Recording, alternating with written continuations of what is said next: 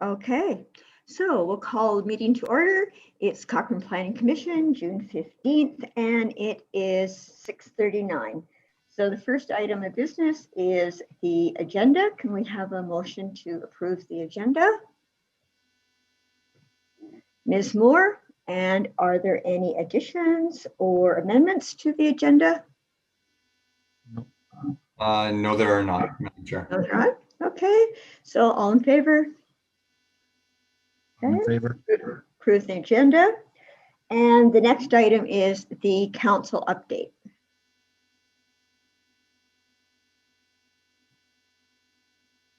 I can start. Tara can tag team in. Okay. Sure, sounds good. I don't know. My brain's kind of fried. So anyways, the biggest thing that came out of our meeting the other day was budget, just kind of feedback of what we could hear from residents. And it's always good to hear back from our community at large as to what they think we are doing well, maybe what they think we can improve on. There were 400 and I'm gonna just say 50 some respondents, I think somewhere close to around there, or different comments. And some of them were, you know, quite lengthy, quite interesting. Some actually, you know, were complete opposite of each other, but all in all, I think that we do a good job, or we are doing a much better job over the years. And each time we go out and we collect data from our residents, I think we get more feedback, and it's good to see. So that's kind of what I have. I don't know. I'll let Tara jump in on some of the other stuff, and then we'll go from there. Yeah, are you finding that it's trending upward with respect to the number of participants, the amount of feedback that you're getting? Yeah, I think so. I mean, it's been a challenging year and a half to try to get feedback really from anybody, right? So, I mean, there probably are more people completing things online than what we've seen in the past, because chances are we might have seen them out in the public somewhere. So they might have given us a different type of feedback, or we would have been roundtable at different events, right?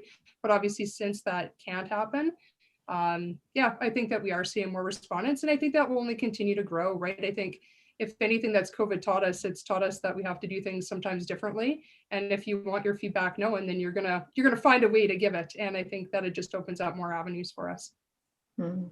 But basically this information, I mean, it's not set in stone just because residents gave their feedback. It's a good tool for administration to kind of start kind of putting towards our next budget. And of course, there'll be another opportunity, I believe, kind of in fall. It won't be a real long, lengthy feedback period just because of the election stuff coming up, but there will be an opportunity for people to weigh in again. And, you know, who knows, priorities can always change. And if anybody has anything that they would like to bring forward to council, I mean, honestly, reach out. That's what we're here for. Yeah. So thank you. So the budget cycle starts again in the fall? Yeah. So we will go back into deliberations. Yeah, that's what it feels like. We'll go back into deliberations in draft budget will come out, I believe, in October. Then we go into deliberations in November again. So, well, whoever's on council, I should say at that point. Okay, thank you. Anything to add, Councillor McFadden? Yeah, I'll expand on that. So this is a shift, a very healthy shift in this approach. So as you noted, the budget cycle, you know, didn't we just finish this? Which I think Riley and the team probably feel that experience fairly intensely. But it is a year-long cycle. So it gets adopted, and then you start looking at the priorities, and the managers start building it from there. So traditionally what we've done is the team prepares a draft budget. It's presented to council in the fall, and then there's an engagement process at that point, which sometimes it can feel like you're almost trying to sell a done deal, that type of thing. It's a little bit late in the game for true engagement into building the budget. It's kind of more of a engagement around what the budget is. Council, of course, always has the discretion and power to make changes at that point, but it really is the 11th hour. So what the team did this year is evolve the process and engage the public at the very beginning of the process, so that we had that snapshot of the community priorities at the beginning. So then I think the hope is that the administration will marry that public feedback, council direction, administrative's, you know, priorities and understanding of the necessary parts of running a municipality, and then that'll come to the council in the fall, and then there'll be a public engagement piece at that point, and then for council deliberations November and adoption in December usually. So it's an improvement on the process. I was really glad to see that. And that feedback's available to the public. There was one question that for me was probably the most powerful one. It asked something along the line, if you had $100 to invest in one area of the town, what would it be? Which I thought was a really great way to ask the residents what their priorities were. And the number one area was parks and recreation, followed secondly by roads and transportation, then infrastructure. So I think that meant for a lot of people, like curling rinks, the service infrastructure, that piece. And then following that, I think community services and the emergency services was fifth. As you can tell, I don't remember them exactly, but what was interesting to me was that we were really seeing that the community was transportation, which we've been responding to very well, was second, and that there's a real need that the community's identified to start investing in our recreation and parks, which is in alignment with a lot of things that I've been working with. So taking that, the Parks and Recreation Committee met at the end of the month last month. And that committee's focus is still the Horse Creek Destination Sports Park. And so it's like the third meeting we've had on that. This one we've had working with our consultants who came forward with 5 different kind of iterations of the layout for the proposed new park. So how you would lay out, the central gathering hub, how you would lay out the different playing fields, those type of things. So the committee was able to set kind of the value statements. And so the idea is that this is to be a community, summarizing it, is to be a community center, but to also allow parts of the field to allow for those groups that really want to compete at the regional and provincial levels to kind of maybe even have a feature field. So, soccer, rugby, baseball, softball, everybody is pressing for more space. It's a real need. And so we're trying to make sure we can answer as much as that as we can on this. Obviously it can't be everything for everybody, but it can be a really great community recreation piece. So some really good work's been done on that.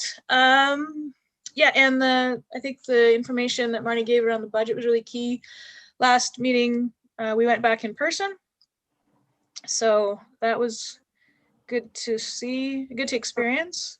I have one more update that I forgot about, and that was the 5th Ave site plan. So it's been obviously very important to all of council, but especially probably most passionate about it is Councillor Flowers. And I know that she's kind of pushing to kind of see a site plan kind of come out, especially during our term as council. But right now we are going to hear, I believe it's at our next meeting where we're going to hear about the servicing for that site. Because there's going to be, I would imagine there's probably some challenges if you all know where the 5th Avenue site is, right? There's going to be probably some water challenges and some sewer challenges and things along that line. But we will get that update at our next council meeting. And then council will obviously learn about it, and then we'll take a vote and figure out where exactly we go and probably what the dollar and cents look around that type of project and getting it going. But it's obviously an important piece of infrastructure, and it's right in the heart of our community. So we all want to see kind of what the next best steps are for that piece of for that parcel of property. And maybe one thing just to tag on, I don't know, there's been more in the news recently about some of the doctors leaving Cochrane and the impact that may be having on our community. And of course, a concern for everyone. When I first moved to town, you couldn't get a family doctor. It was an issue. It hasn't been an issue for a long time. We're a growing community, so having that service is really necessary for our community. So we've actually requested staff for doing research for us and are going to be reporting at the June 28th meeting. Kind of their feedback on there, trying to get an analysis of what that situation really is. So yeah, so lots going on. Like I said, it's great to be back in chambers. It adds a different element to things. And progress is step by step, we keep making progress. So Mr. Weldon, did we miss anything? No, I think that's a really good summary of the last council meeting. It Right, is. so we pay him bonus Do you? to say things like that, yeah. Is he cheap? You have to pay him just a little bit, or do you have to pay him a lot? Just wondering.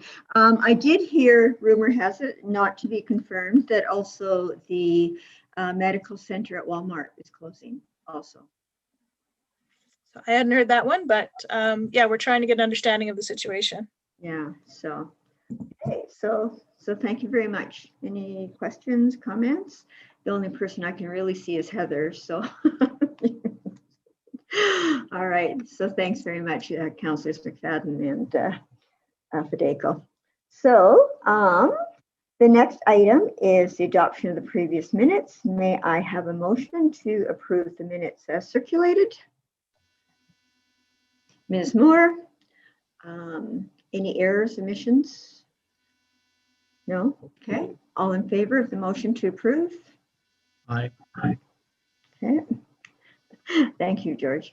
And it's unanimous, carried. The next item is the Development Officer's Report for the month of May 2021. Mr. Weldon? Yes, thanks, Mr. Chair, and good evening, members of the Commission.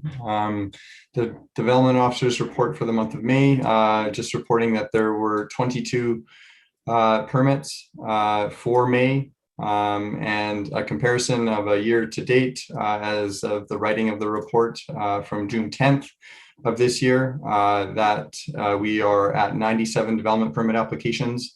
As requested at the last meeting, we have added the 2020 comparison as well as the 2019 comparison in terms of the number of applications, and this is due to having a comparison to a non-pandemic year. So as you can see in the report, we are, as of June 10th, at 97 development permits. This time last year, we had 70, and the year prior in 2019, we had 84. So that comparison to last year, it is a 38, almost 39% increase from last year. Nearly, I guess you would half that, but still an increase of about 15% or 16%. From 2019. Compliances, as you can see, we are still really quite high in terms of our compliance applications, again, reflective of the housing market in Cochrane. June 10th this year, we were at 361 compliance applications. This was 116% over last year, which was 167, and still well over 100 and almost 30, maybe a little less than 30 more compliance applications than 2019. So pretty indicative of the housing market, and the number of permits are up across all planning applications again. That concludes my report. I'm happy to answer any questions that you may have.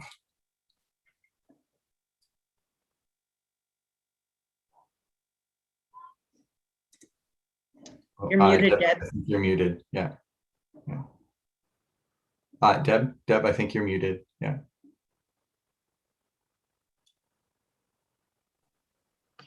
There you go. Okay, thank you. So thank you, Mr. Weldon. Any sign of things slowing down, or do you see things just kind of heating up? No, there's actually no indication that things are slowing down. And in fact, it's actually the opposite. We are seeing fairly substantial increases across the board in terms of the planning applications, and that includes subdivisions. Our building permits, which is outside of the planning permit applications, are way up as well this year. And we continue to get our land use applications in as well. So yeah, there's no signs of anything slowing down. Mm-hmm. So rollerblades, I told you last year, we'll get you rollerblades. So you can go really fast. I see that Councillor Fideko has a question. Yeah, Mr. Weldon, I'm not sure if you can actually answer this or not, but I was just curious. I've heard rumors up here in Sunset Ridge that there seems to be some movement maybe on our local gas station. I was wondering if you could provide any kind of update or if anything is going to be happening in there in the future, but I hear that there's a buzz out in the community. And I know you can't say anything, but I thought I'd throw it out there. No, certainly. And yeah, no, I would share if I had heard anything, or if we had a formal application in, of course, but I haven't. I haven't heard anything, nor have we received an application for the gas station and for the convenience store. So, but that's good news. If that is in fact true, that would be great to have that reopened for Sunset. Yeah, If absolutely. I could actually add to that, I received a question from someone who was interested in operating the convenience store and gas station as it previously was. But that's the most I know of it. I've just received questions of people who are interested. Okay. I see that, any other question, Marnie, no? I see that we also have a question from George. Yes, right. It's regards to one of the development permits that was issued regards to a home-based business major, which is a small engine repair, which was approved. I just had a question. When they talk about small engine repairs being done in someone's garage, are they talking about lawnmowers? Is there an issue of noise that would have concerned the development officer when they would have looked at that particular application? Sure, I'm just going to find that. Application 029.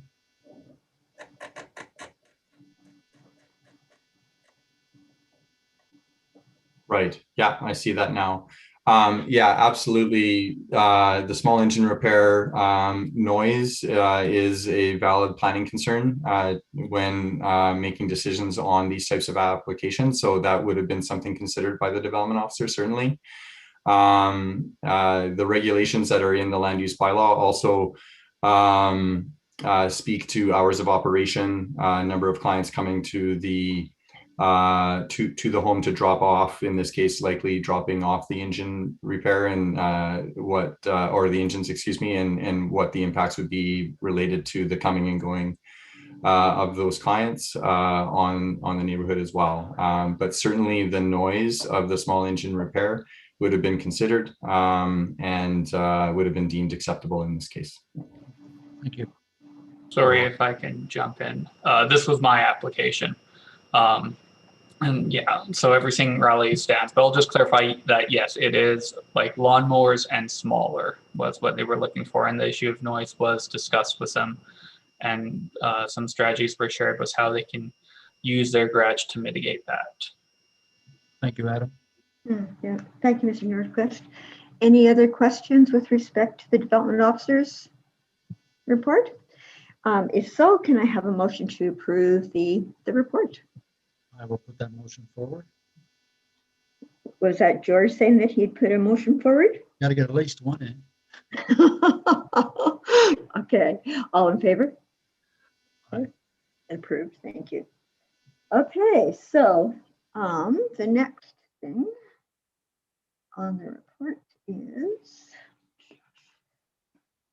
we have DP 2021021, which is excavation and stockpiling, stripping and grading in River Heights Drive.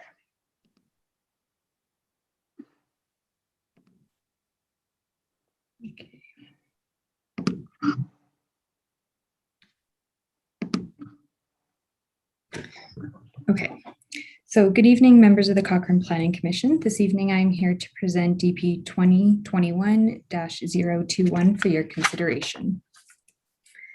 This application is for the excavation stockpiling on 15.31 hectares within the Rivercrest community. The subject area is shown in yellow and red on the screen. Each color indicates a different landowner. The blue dashed line illustrates phase 1 of Rivercrest, and the red dashed line shows the boundary of the Rivercrest community. Rivercrest received neighborhood plan approval from council on June 10th, 2017. This is the approved neighborhood concept plan.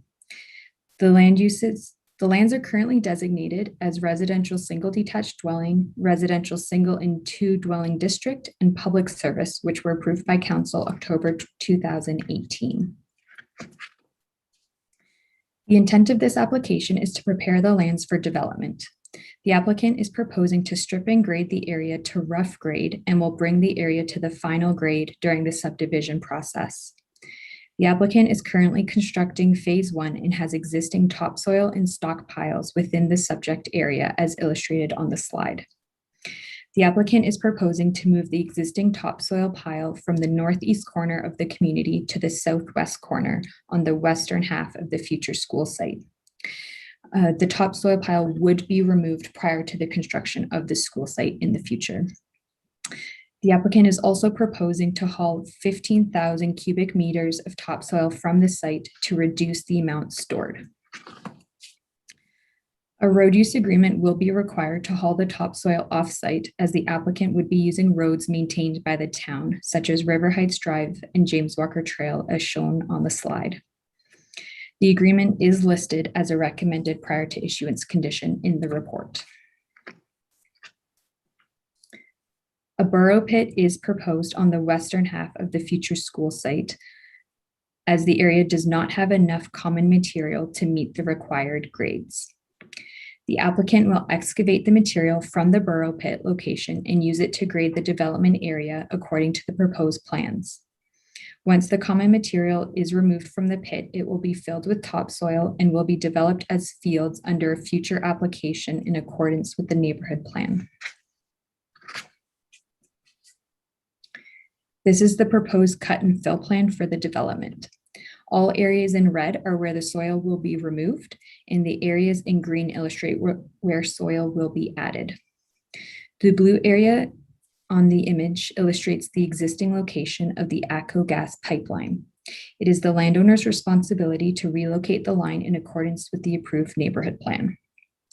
The pipeline would not impact the development, as the relocated line is planned as a pedestrian pathway for the future. The applicant is proposing to backslope within the subject area, which will not extend onto the adjacent properties. Cross sections along the northern property line were provided to illustrate the proposed slope in the northeast corner of the development and the amount of proposed fill. An addendum to the previously approved slope stability report from a geotechnical engineer stated that the increase in fill will not negatively impact the slope. The addendum was reviewed and approved by a third-party consultant on behalf of the town of Cochrane. In accordance with the erosion and sediment control measures, the applicant has submitted an erosion and sediment control report, which was reviewed and approved by administration. They also submitted plans showing that once the earth balancing is complete, the stockpile and topsoil pile will be loamed and seeded to prevent erosion. The remainder of the school parcel not covered by the topsoil pile, as well as phase 3 of Rivercrest, will be reloamed and seeded, and the northern boundary will be rehabilitated. The applicant is also proposing silt fencing along the perimeter of the development area, as well as sediment traps in strategic locations to contain runoff. These are two photos of the existing site. The one on the left is of the northwest corner or northwest side of the development, and the photo on the right is the existing conditions north of phase 1. The application was circulated to both internal departments and external agencies, and all comments have been addressed in the plans or conditions before the commission this evening. The development permit application meets the requirements for the excavation stockpiling work and will be fully monitored by the Civil Land Department of the town of Cochrane. As a result, administration is recommending option 1 in the report, that the Cochrane Planning Commission approve the application for excavation stockpiling in the Rivercrest community with the noted conditions of approval in the report. That concludes my presentation, and I'm happy to answer any questions that you may have.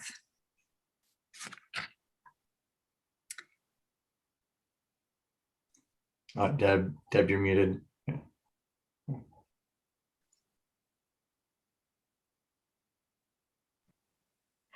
It's always something. So thank you again, Ms. LeGras. That's a very comprehensive presentation. I think we do have a couple questions. And so we have a question from Heather. Ms. Moore? Yeah, I was trying to find that unmute button. So I think I'm reading through this. I think reading through this, I saw that there was, if I've confused this with one of the other applications, just please correct me, but I think there was a condition of having weekly inspections. So I was just curious and if I am correct in that, I was just curious as to who performs the weekly inspections. Sorry, let me just look at the conditions here quickly. Yeah, and I'll see, I'll just pull up my copy here. Like I said, I could be mistaken this for one of the other applications, but I think it was this one. So through the chair, there is a condition regarding having a full-time, oh, sorry, I just lost my spot, full-time geotechnical supervision as the work is being conducted. And then there is another condition that they must contact the development authority prior to activation to coordinate a start date and time.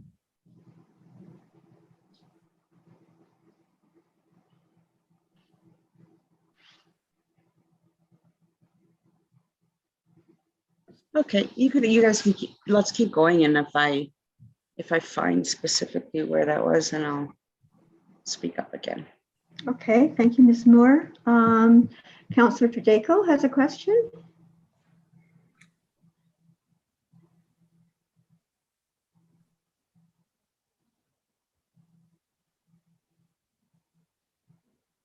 Sorry, I'm trying to like juggle around through the different screens as I look at read the agenda.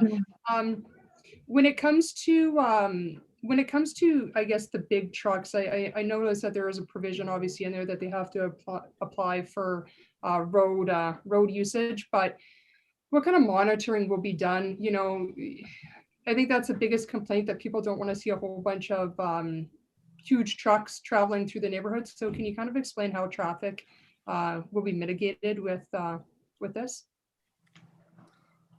Sure. So through the chair, we haven't spoken with regards to the specific haul route with the applicant yet, but the quickest way out, because this pile would be here, would be to go west on River Heights Drive, and then down to James Walker Trail to Highway 22. And then within the road use agreement, there would be the regulations on mud tracking and things like that.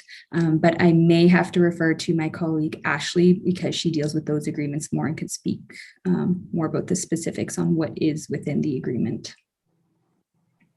I mean, it's fine to not have to go into, you know, the minute details. Just I want to make sure that there are going to be a lot of checks and balances that are going to be done on how they're hauling out, and just what that means for the traffic overload. Like, let's face it, that area is already a busy area, right? And if you get people down there barreling through in huge trucks, it's just such another added pressure for residents there, as well as you know, obviously safety concerns, right? So even if we don't know the entire plan, just I want to make sure that we are going to be on them, watching and paying attention, and not waiting for somebody to complain, because that's usually what has to happen, but maybe actually doing checks on our own to make sure that they are following the right rules.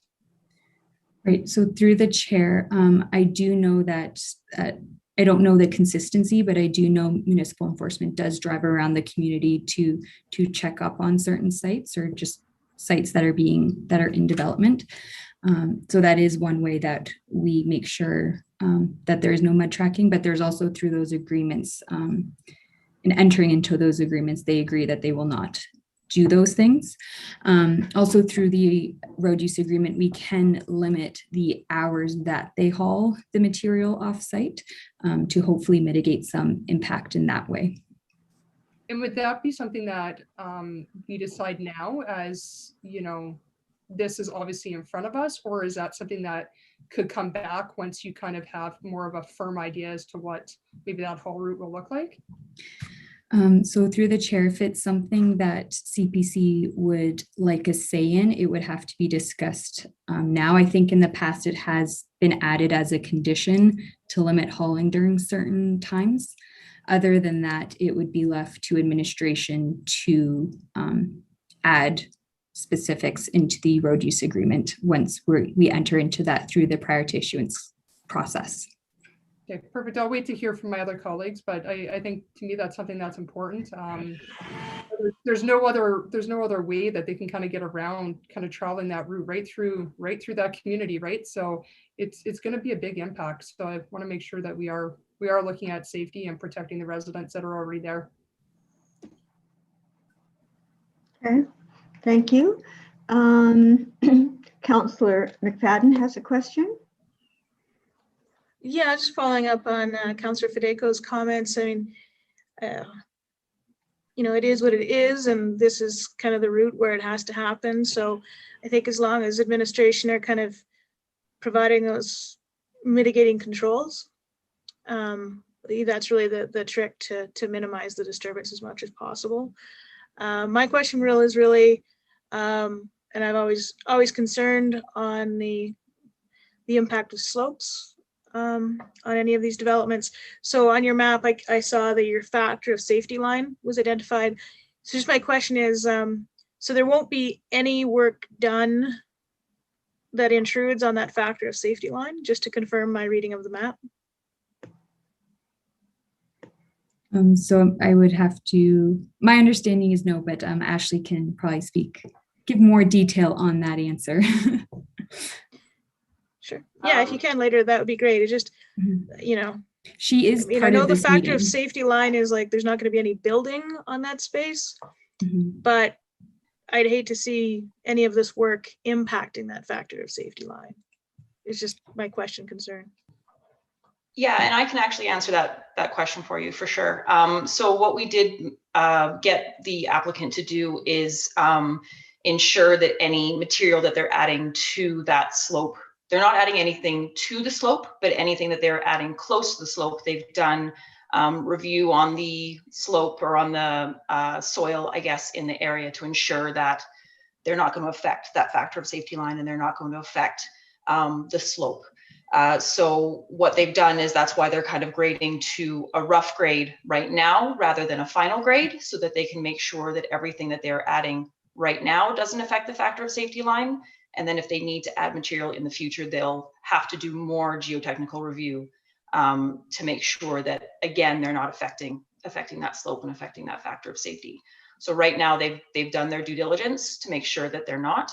And then we've had our third-party geotechnical group review it to make sure that they are in line with what we're asking them to do in our bylaws. Excellent. Yeah, thank you very much for that clarity. That's a reassurance I was hoping to hear. So thank you. You're welcome. Thank you. I believe that George is looking for some clarification. Yes, it goes again to the hauling of material off-site. Did the applicant mention how long a time period from when he starts he'll be hauling? Is this a 1 month exercise, a 3 month exercise? And if he did mention it, when would they be thinking of starting this process? So through the chair, I don't have a timeline on how long it will take. The applicant did say that they plan on hauling it off during outside of the construction season, so likely in the fall. And the amount, the 15,000 cubic meters does equal to approximately 1,500 truckloads. But I don't have an estimate on how long that typically takes. Right. So 1,500 trucks will be hauling from that site. For a limited time, yes. Okay, thank you. The second clarification had more to do with the neighborhood concept plan. There are two zones that are, one in the northeast and one in the northwest, which I think they're identified as special study area. Can you just tell me what that is? So through the chair, I don't know the specifics, but my understanding is that these areas needed a more detailed review, so that they would be looked at in more detail when someone is interested in developing them in the future. All right, thank you. Okay, thank you. Ms. Moore has found the reference that she was looking for. Yeah, and this might actually speak to some of the concerns that have been voiced, but under advisory notes, letter H, it says weekly erosion and sediment control inspections shall be conducted as per the town of Cochrane erosion and sediment control guidelines. So I'm wondering who provides those inspections and like who does that report go to? Ashley, do you mind? Yeah, I can definitely answer that question for sure. So those reports are done by the developer. So their consultant or their erosion sediment control specialists, and they provide a report, or they do a report weekly, and then provide us with the report. So that report would show any deficiencies in their erosion and sediment, any areas that needed to be monitored or fixed. And then it would be expected that they fix those areas, or they ensure that those areas are up to specifications by the time the next report is done, just to ensure that there's no flooding concerns or sediment concerns or even dust concerns in the area.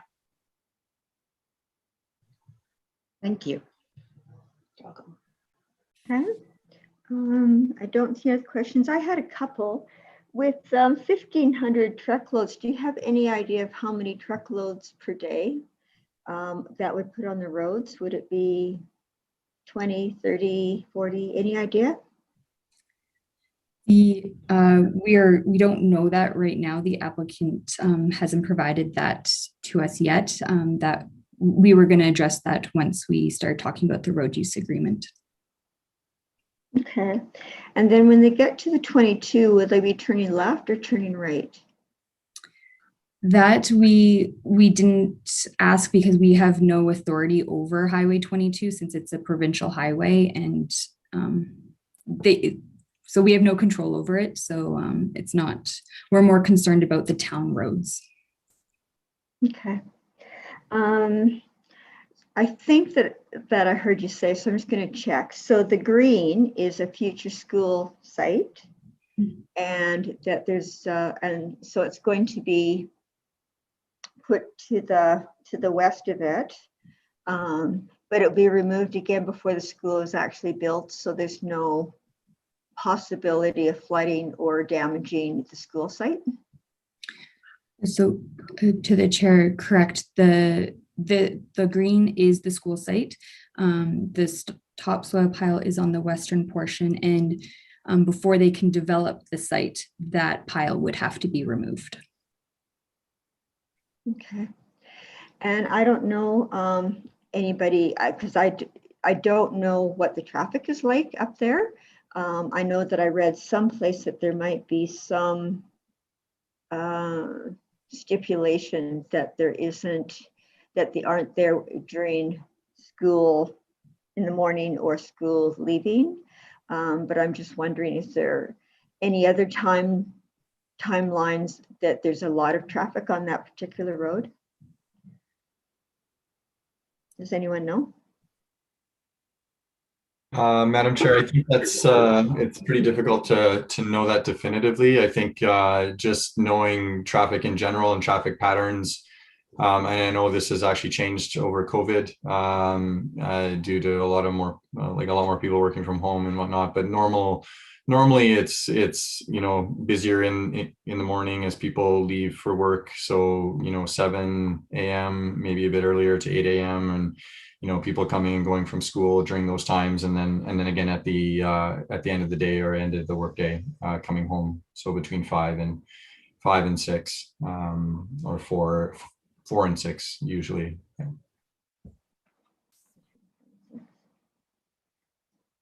So we didn't put any stipulations about restricting hauling during those times, did we? Currently, we don't have any conditions regarding that. Okay, and I'm just wondering, is that of concern to the rest of the members or?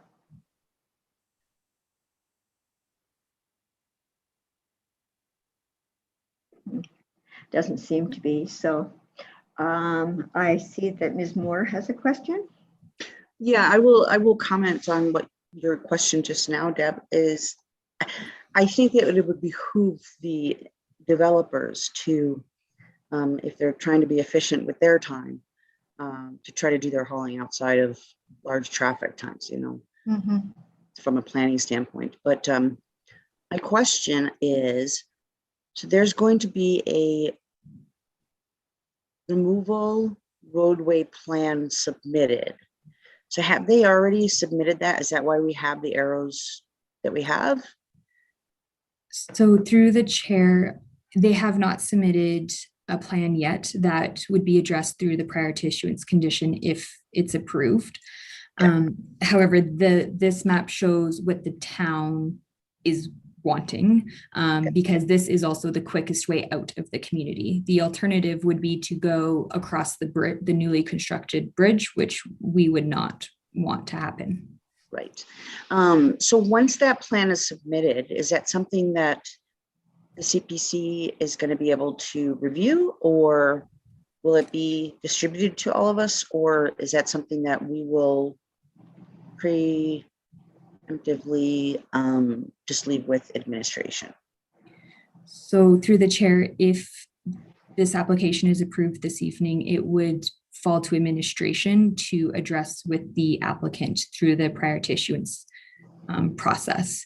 If you guys would like to add on like restrictions to hours, it can be added as a condition today that we would address through the road use agreement with the applicant. Thanks.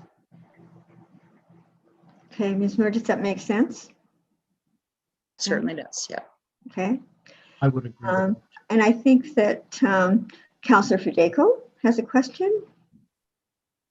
I was just curious as to what administration normally kind of permits for hauling hours. I mean, obviously, if, you know, to Councillor McFadden's point, if we're going to leave this decision up to them to kind of figure out the hours, what hours do we normally allow for this type of activity to happen? I mean, obviously, I'd realize there's probably sound barriers and things like that. You know, you can't have them hauling out at 6 a.m., right? But what is normally allowed? So through the chair, every application is different. However, in the past, there have been applications where we have limited it due to school hours. And so limiting it in the morning, so you can't haul during certain hours, and limiting it in the afternoon once school ends. So that has been done in the past. That is all I'm aware of. I'm not sure, Ashley, is there any others that we have done? I'm not sure if we've kind of limited it as far as restrictions go. The main restriction is the noise bylaw. So they would be restricted to, I believe, a 7 a.m. start and a 9 o'clock finish. Correct me if I'm wrong, but they would be restricted based on the noise bylaw. Otherwise, if we don't put in restrictions within this particular agreement. Okay, thank you, Ashley. So again, I've asked one, but just double check before we go to motion, if anyone would like to suggest a condition with respect to hours. Yeah, I would like to pipe in on this. I've driven there when school's out and when school begins, and the cars are quite intense going back and forth. So I think I would like to see that we do put a stipulation that they work their hauling in between those 2 hours of when school begins and when school ends. They already have a traffic jam coming out of the parking lot of that high school. Adding trucks at that time would just make a situation worse. So I would like to see that we do stipulate that they can haul to their heart's content between X hour to X hour during the week. Okay, so would we have a sense of what those hours would be? With the school hours, heavy traffic school hours, would that be between 7 and 8 and 4 to 6? Does anyone know for sure? I think Bow Valley starts later than that, actually. I think Bow Valley is kind of like a 9 o'clock start. Is it? Yeah, I think so. I think she's correct. Okay. And Councillor McFadden has a comment. Yeah, I mean, school's out in like a week, right? For the summer. So I don't know how much of a concern it really is, right? This doesn't start till fall though, correct? Yes. So It doesn't start to fall. That's a good point. Yeah, I'm not opposed to it either way. It's just if it draws it out, I'd almost rather short-term pain for like long-term gain than drawing it out, right? Because one way or the other, they're still going to have to get that volume of traffic through there. And I think for me as a resident, I'd rather deal with it shorter than drawing out the hauling by an extra month, just because you didn't have those available work hours. That's just my thoughts. Okay. Mr. Pathrath, do you have a comment to add to that? Good point. Since we don't know what the rate of trucks moving out of there, we don't know if we're adding 1 week or 1 month, so it's hard to comment on this. Obviously, they would try to get it out there as quickly as they can to be as efficient and try to move it on. So what is your feeling then? To do it faster or to put the conditions on? They have to haul it out. I would change my mind and let's just haul it out as quickly as we can and get over the pain. I didn't think of that, and I appreciate the input. So yes, let's move it out as quickly as we can. Okay. Any other questions or comments? If not, can I have a motion with respect to this development application?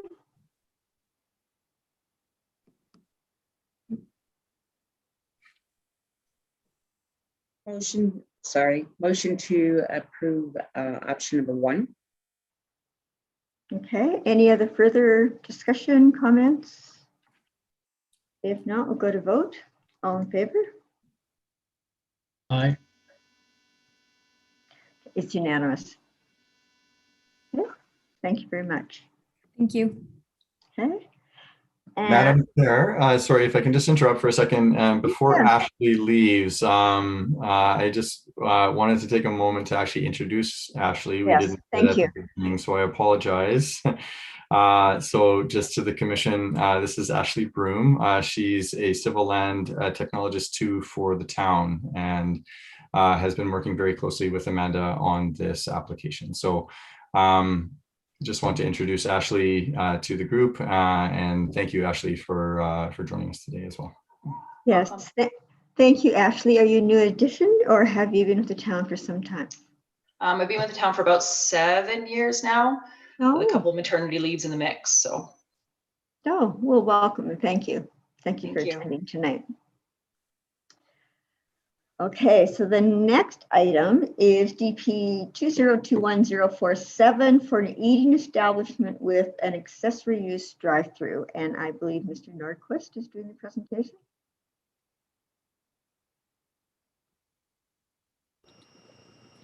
Good evening. So I'm here to present DP 2021-047. As mentioned, this is an eating establishment with a drive-through. So the applicant is proposing to demolish an existing garden center attached to the old Canadian Tire site and replace it with this new restaurant and a drive-through. The drive-through will be using digital menu boards, and I'll kind of touch on that a bit later.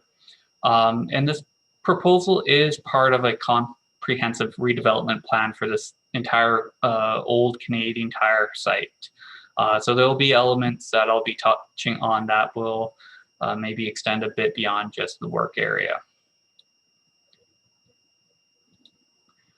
So the site in question is 320 Fifth Avenue West. It is currently zoned shopping center district. And there's an existing retail building on site, which used to be owned and operated by Canadian Tire. So I've highlighted the section of the building here, which was, it was a previous addition for a garden center.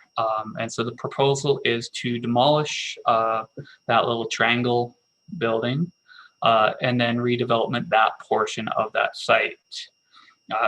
So eating establishments are permitted use in this district. However, the discretionary use for the drive-through and the digital menu boards, or sorry, the drive-through and the digital menu boards are discretionary uses. And just with the digital menu boards, this site is within the digital sign overlay district. So when we were reviewing this, we did look at many of the planning policies related to the site and commercial development in general. So the municipal development plan puts forward two principles where we're looking at reasonable growth to meet the needs of our population in an efficient and manner that uses limited resources. And so this is primarily achieved for this site of the redevelopment and overall upgrade of this portion of the site, as it is currently unused and the applicant has seen a higher use for it. As well as the MVP encourages economic vitality. So our economy is healthy, diverse, active, prosperous, and resilient. The Cochrane Sustainability Plan is one of the other statutory documents that we look at for some of these major projects.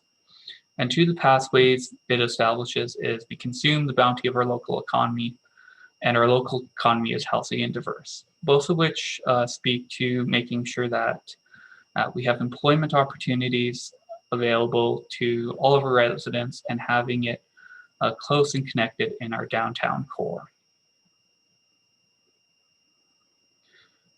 Additionally, we did look at the Western Heritage designs. This site in particular is under the downtown expansion area, which highlights a number of features that can be included on the building for review. Specifically in this review, a parapet will be used to highlight the main entrance, as well as lighting is going to be provided through gooseneck lamps. Bricks and wood planks and shutters are going to be providing articulation on the building. And when we get to the building elevations, I'll point these features out and kind of go into a bit more detail. So finally, we do have the land use bylaw regulations. As shown, this project will meet all the regulations. It does meet the front yard, rear yard, and side yard setbacks for this district, as well as the building height. With both the rear yard setback and the building height, they aren't necessarily, because of the uniqueness of the site, you can see the number is quite large, as well as the gross floor area. And so just touching on the gross floor area is that there was a maximum put in place to make sure that businesses, we wouldn't have big box stores, or the larger retails would be limited to some degree. And with this application, as well as the application for the rest of the site, you'll be seeing this building divided up into smaller sections and allow for a more diverse economic base in this area. Additionally, additional landscaping will be provided. While some trees are currently provided on site, there will be adding additional trees and going over and above that minimum requirement. And the reason they're doing this is going to be for the screening of the drive-through, as they're going to be focusing more the trees and shrubs on the west and south corner of the site, just so that the drive-through isn't detracting from that corner. So going into detail, here's the existing site plan. Again, you can see where that garden center is kind of just a triangle off to the side of the building. So their site also extends north a bit for a little, to incorporate their parking area, as well as to the east for their eastern entrance. This proposal will be serviced primarily by their Fifth Avenue entrance, and we'll be using the existing services provided for this building. So again, you can see from the proposed site plan, the new building will be set back approximately 15 meters from the old Canadian Tire building to allow proper vehicle circulation, as well as access to the loading dock for the building. The drive-through will be located along the west and will provide about 8 cars queuing for the area. So zooming in on it a bit more, just to kind of show you some of the things I've been talking about. So the landscaping, those new additional trees are going to be primarily focused along the drive-through here. So you can see it clearly along the west and south side. And that's just to help screen that from both the pedestrian environment and that major intersection to make it look a bit more attractive.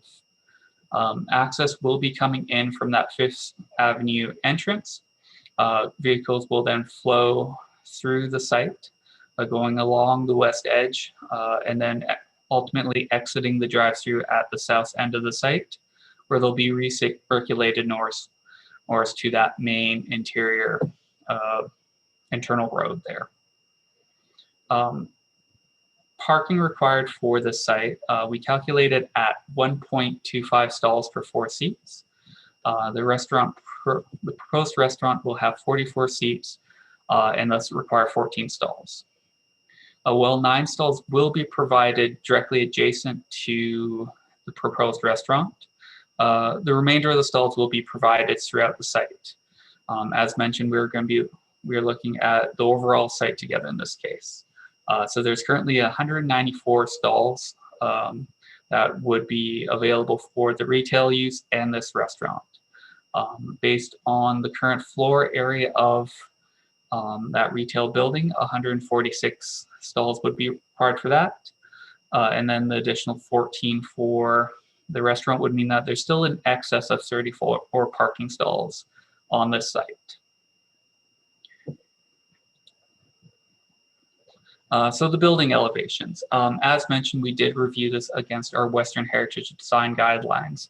The main facade will be a white stucco along with cedar planks, as you can see in the north elevation on the top left-hand corner there. As well as when you look at the east elevation, there's going to be that brick parapet which extends slightly above the roof of the building to help highlight that main entrance there. And then as you go to the south side of the building, there will be these basically non-functional shutters that will help break up that wall. So overall, it is going to fit in with other buildings in this area and in this development. And it is using measures such as the shutters, the canopy, the brick parapets, and the cedar planks to help break up the building and make it feel a bit more manageable on the site for pedestrians.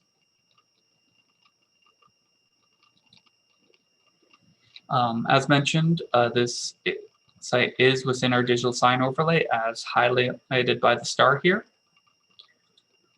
They are proposing 2 digital signs, and the bylaw does speak extensively to how digital signs are to be regulated. Well, they do meet most of the requirements shown on the screen here. Some variances will be required. So specifically, these are variances that we see pretty common with other digital menu boards as they've become more popular and more useful for drive-thrus. They don't quite match what was originally imagined in our land use bylaw. So one of the first variances required will be the restriction on animations, as while there won't be videos playing, there are transitions to confirm orders or highlight menu items as someone in a vehicle is placing an order. Secondly, the signage hours will need to be restricted to the business hours.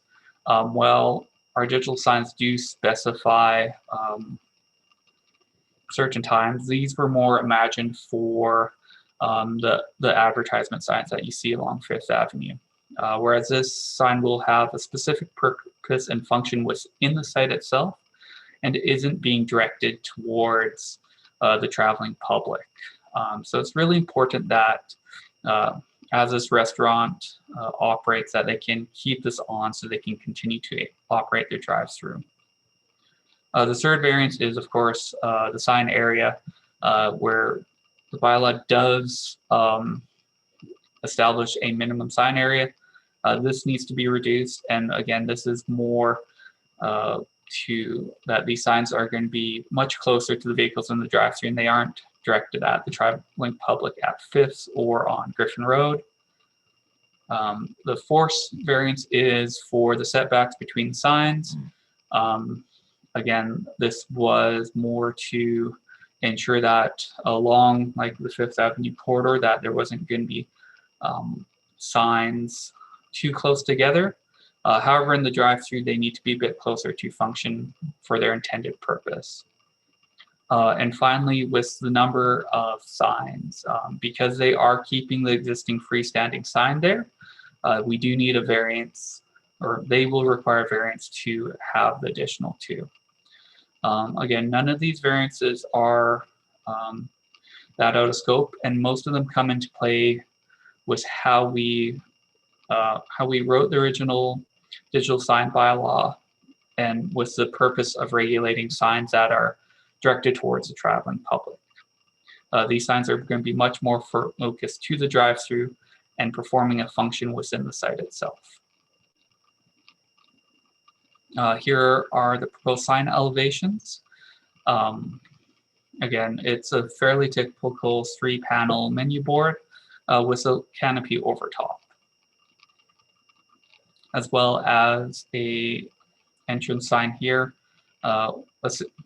just to host a single panel to roll through different specials or advertisements. So administration is recommending that the Cochrane Planning Commission approve the development permit for the eating establishment and accessory use with the drive-through with the variances mentioned, subject to the conditions in the report. And I'm available for any questions that you may have.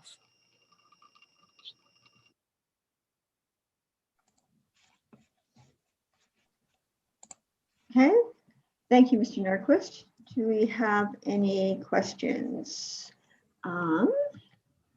Councillor Federico? Or Councillor McFadden, sorry. Yeah, thank you so much. So I'm not in support of this variance. And I think the changes around allowing the signage, so they all make sense. I'm just not in favor of allowing a variance for a drive-through at this location. I really feel our downtown core, especially as we're growing, needs to be more pedestrian focused, and nothing impedes that more than a drive-through on a busy corner. So if we want to quote sections of the MDP, I'd say principle 2, where it quotes that Cochrane will be a community that has accessible and safe local regional transportation links for pedestrians, cyclists, motorists, and eventually transit users, is the policy aspect that most speaks to my concerns here. I really feel that our downtown overall, as we grow, needs to be focused more around pedestrians and less around vehicle use. So that's my concern with allowing this variance. If the rest of the group supports it, I think the signage strategies have been well thought out, but overall, this isn't where I want to have a vehicle-focused experience. Okay. Anything else? Okay. So any other questions or comments? We'll wait for them to come in. I do have a couple questions. Adam, I am not sure, so if you could just show me one more time where you see transportation. So if I am going north on Fifth Avenue, so if I'm going north on that, I'm turning right into the corner that is currently beside the TD Bank, yes? Yes, I've brought up the site plan again. So it is that existing entrance there. So the bank would just be just to the north there. And it's currently a right in, right out with a median there. So if you are traveling north, you can turn right into the site. However, if you're traveling south, you won't be able to turn left. So if I was wanted to approach it from the south, then I would turn at the entrance between Edo and the gas station? No, Deb, if you're coming at it, if you're coming from Riverview, you would be able to access it from the current right hand. So between the Canadian Tire and the Canada Trust or Edo's. If you're coming from the north, you'd have to turn at the gas station. Okay. And then go through the lot. Okay. So another question I have is that piece of property has quite a bit of slope to it, Adam. What is the thoughts with respect to mitigating that slope? So the slope from the west side of the building currently into down towards the sidewalk and onto Fifth Avenue.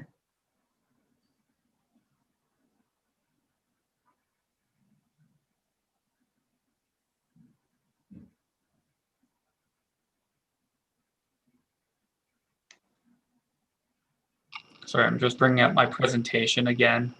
So yeah, I've come back to the site plan to or the air photo to kind of show you where the layout is. So most of the slope is actually in our public right of way there. Okay. The portion that they are looking at demolishing and redeveloping is already quite level, and most of that work was done when they were building the garden center. So some grading adjustments will be done in relation to controlling stormwater management.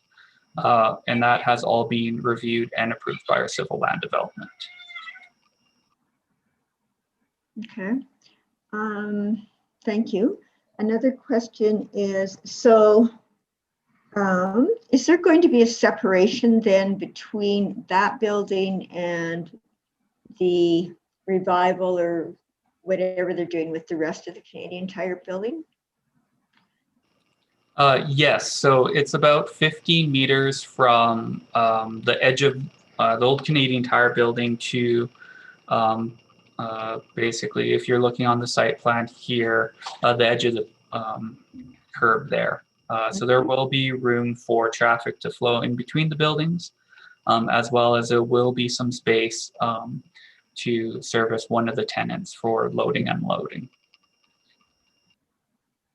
Okay, and I had one other question. Knowing that the land use bylaw, the current new land use bylaw is in draft, and thinking about the Western Heritage Guidelines, if you were to overlay, let's say the new Western Heritage Guidelines were approved, and what this applicant has decided to do with respect to regarding the Western Heritage Guidelines, would it be the same? Or would it be different? And does that make sense? Maybe I need to reword that. So through the chair, under the proposed Western Heritage Design Framework, this site would be part of what's called Contemporary Cochrane. And there would be no requirements for this building to have Western Heritage elements. If you look at some of the similar areas under Cochrane's corridors, just for a sake of comparison, if they were to locate like along Highway 22, they would need to do some elements either on site or provide some strategy off site. Again, the difference between what we currently have in place and what's being proposed is we currently require that their Western heritage treatment be applied directly to the building, and that is what they're proposing right now. Okay. Thank you. Do we have any other questions? So, George, do you have a comment? Yes, and it has to do with this Western heritage design criteria. And I guess I'm a little surprised of what I just heard, that this particular corner doesn't really fall under that guideline, is what I understood. It is a prime high visibility corner for anybody that's coming off of 22 and getting into Cochrane.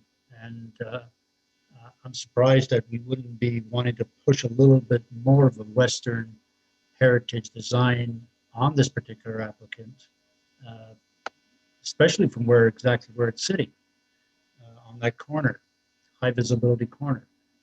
And I think the least that they should be able to do is put a Western fence around it like Ford did, rather than just add more trees to screen their drive-through. So I don't know what authority we have to do that at this time, but that's my personal feeling of what we should be doing there to really stand up for this Western heritage design, if that's where we're going to go. So I guess my question is, do we have authority to push it a little further, or don't we at this time? I would think that we would have the authority. We're looking at the motions or the options that are being presented to us, but we can, I mean, we absolutely, from a CPC perspective, have either make recommendations to turn it down or make recommendations for them to go back and come back with another development application. Madam Chair, if I may, you are correct. You can exercise option, the third option, which is provide direction, is my understanding. I don't have that in front of me. Or you can add a specific condition because of the discretionary use aspect of this particular application. So you can provide a specific condition, and in this case, it would have to be very specific to be added to the approval, to the development permit as a condition. Or you could exercise option 3. Now, before you exercise option 3 or adding another condition, I would say that it does add additional time to the processing of this permit in terms of the applicant and their expected opening and construction period. So just to be mindful of that when making your decision. Okay, understood. Thank you, Mr. Weldon. Councillor McFadden? Yeah, thank you, Madam Chair. It's so just to clarify, so their current proposed layout. Adam, can you pull that up again? Because I think their current suggestion I was okay with. The challenge where I agree, George, is if we're moving into the new. Yeah, so you're their elevations, they seem to be honoring the current Western heritage motif.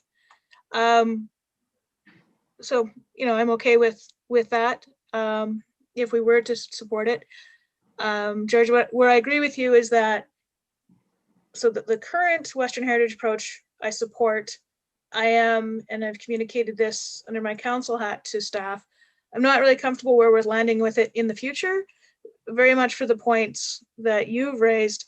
Like this is an important corner, both as a corridor piece and as kind of an entrance into our downtown. So the points you raised, I do agree with. If it were to go ahead, I think this is, you know, they're honoring the Western heritage as it stands currently, so I'd be fine with that. But I just don't think this is where we need a drive-through in our community. I think it runs contrary to the pedestrian focus and really how we want our downtown to feel. So if we were looking for a motion, I would actually move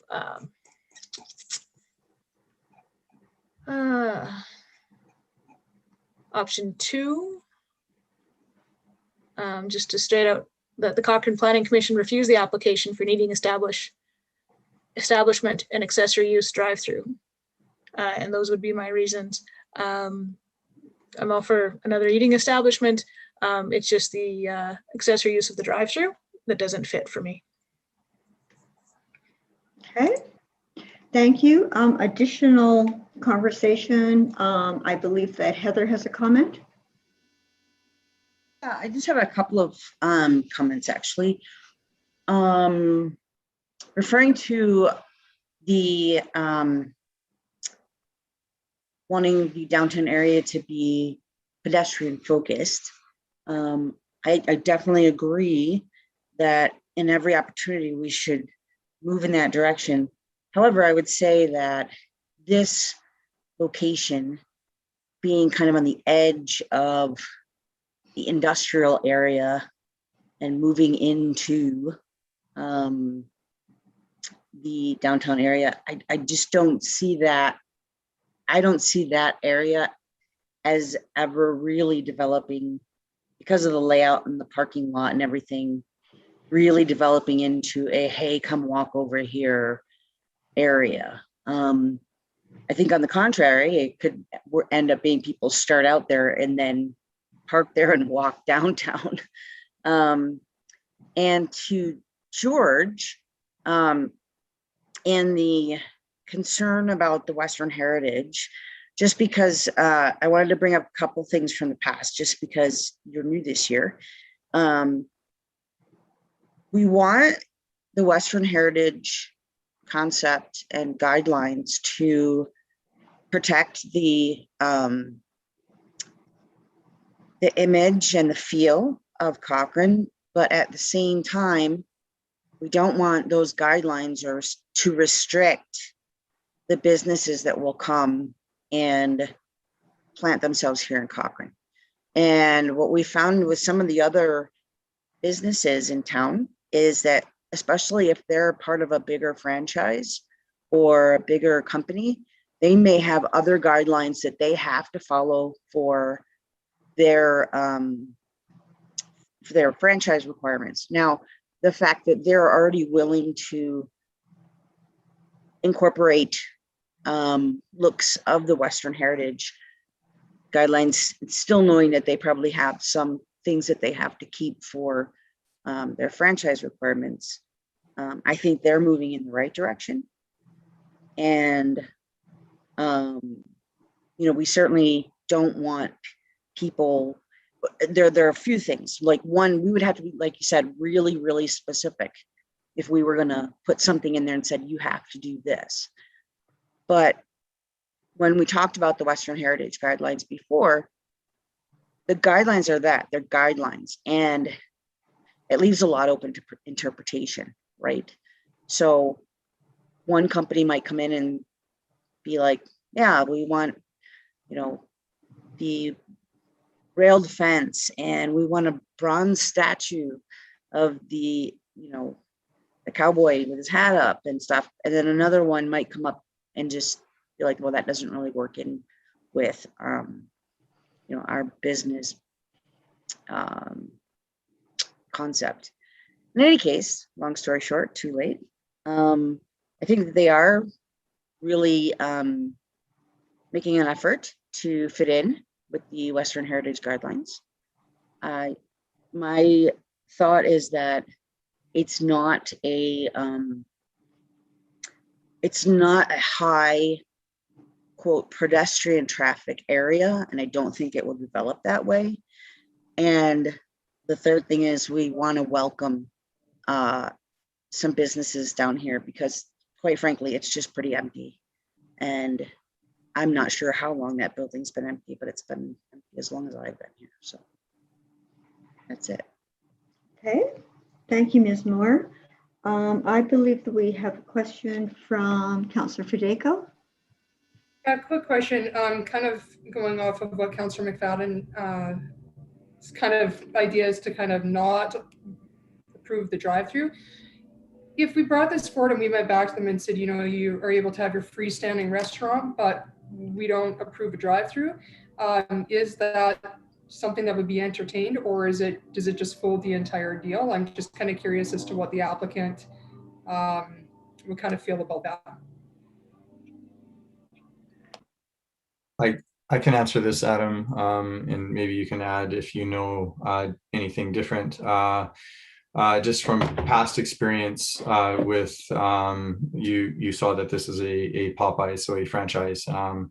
And in past experiences that the drive-through is a critical aspect of their business. And so although I don't know that definitively with the owner and the applicant, I just know from past experiences that it is critical to their business and that they do not normally move forward without the drive-through. Gotcha. I mean, I do kind of agree to some points that Ms. Moore made, right? That, I don't know, I mean, is it a real area where a lot of people are walking around? Probably not. The buildings remained empty for so long that trying to maybe put a business in there and hopefully it attracts other businesses to want to come in there, right? Is not necessarily a bad thing. I guess, you know, I worry more about kind of just clogging any area up, you know, whether or not it's traffic wise, it's frustration getting out of that parking lot.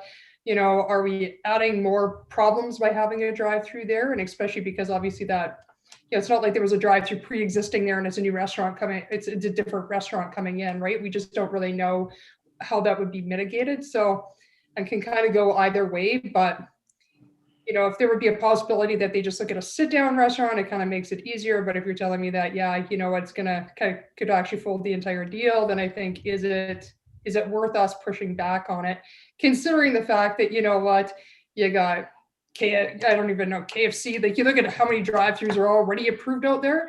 You know, we're taking a hard stance on Popeyes. I don't know. I mean, I think if we're gonna do that, we should have done that a long time ago in different areas and just not approved so many to begin with, but that's another story for another time.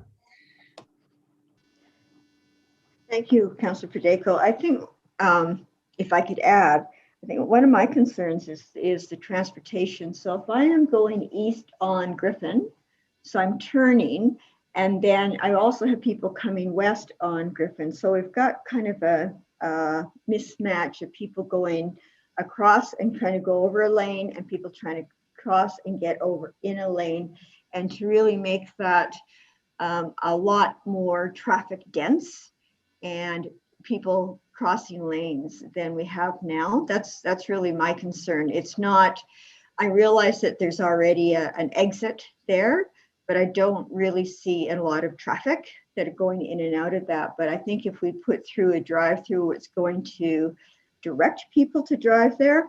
I have concern that that might be a problematic corner, considering you've got people going in different directions. But that is my concern there.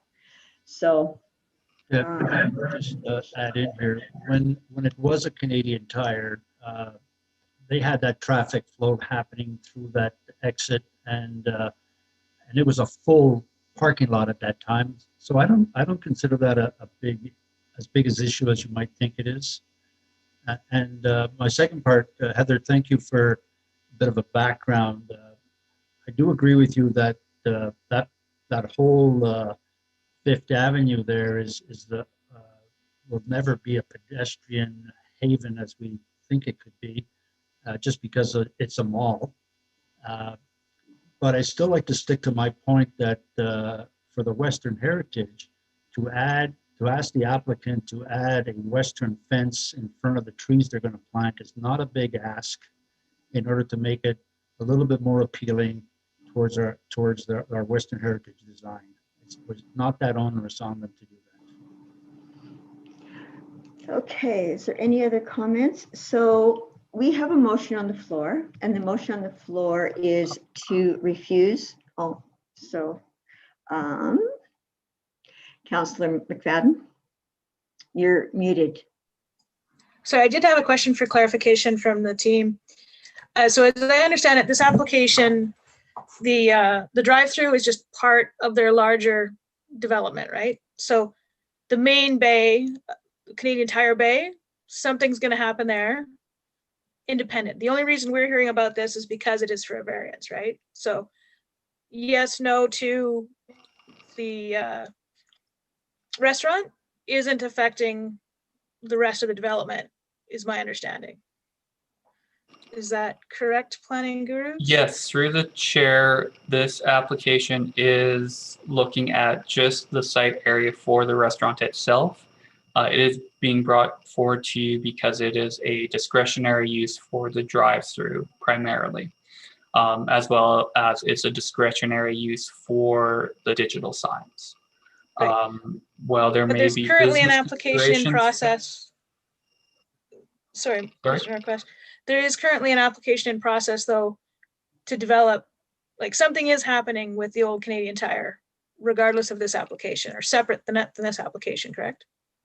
Yes, there is a separate development permit application for the retail building on site. Right, yeah, so this is separate. I just wanted to highlight that.